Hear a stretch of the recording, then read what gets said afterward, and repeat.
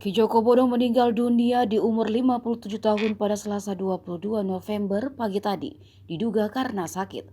Berdasarkan informasi keluarganya sebelum meninggal dunia, Ki Joko Bodo sempat mengeluh sakit asam lambung dan drop hingga tak bisa jalan. Kabar meninggalnya Ki Joko Bodo disampaikan sang anak Aida Prasasti. Simak perjalanan tobat dan hijrah Ki Joko Bodo sebelum meninggal dunia. Ki Joko Bodo memiliki nama asli Agus Yulianto.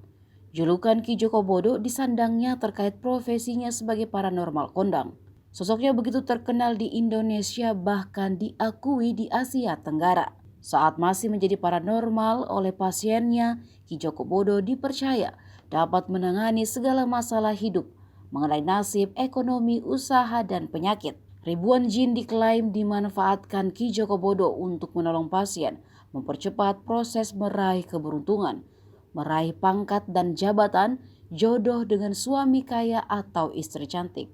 Dia turut melayani transfer ilmu secara gaib yang meliputi berbagai ilmu seperti ilmu kekebalan, ilmu terawang, pegangan judi, aji pololakang, aji jaran goyang, dan rogo sukma. Ada pula layanan jasa supranatural seperti pemasangan susuk, pelaris, pengasihan, kejantanan, dan lain-lain. Namun belakangan Ki Joko Bodo sudah meninggalkan dunia tersebut dan mendekatkan dirinya pada agama.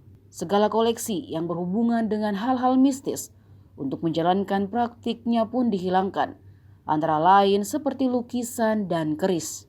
Sosok yang sering berpakaian serba hitam dan berambut gondrong itu beberapa waktu terakhir berubah 180 derajat. Penampilannya tak lagi tampil berambut gondrong. Ia juga berpenampilan rapi. Jenggot dan kumisnya telah dicukur. Ki Joko Bodo diketahui lebih banyak mempelajari ilmu agama atau hijrah ke hidup yang lebih baik. Hal itu ternyata dilakukan lantaran Ki Joko Bodo sadar akan pentingnya akhirat. Ki Joko Bodo juga diketahui telah mengubah rumah praktik menjadi masjid.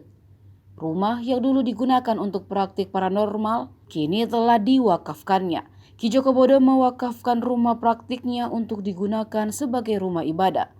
Rumah praktik Ki Joko Bodo dulu dikenal sebagai Istana Wong Sinting. Istana Wong Sinting itu kini telah menjelma menjadi Masjid Al-Umar.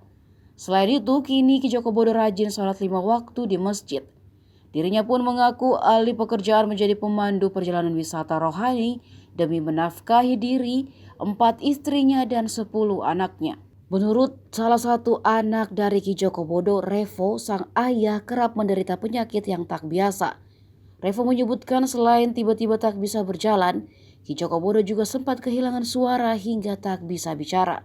Keputusan untuk tobat diambil setelah menunaikan ibadah umrah dan ketika ia melihat Ka'bah, ia selalu menangis. Ia beranggapan bahwa harus meninggalkan segala kemaksiatan.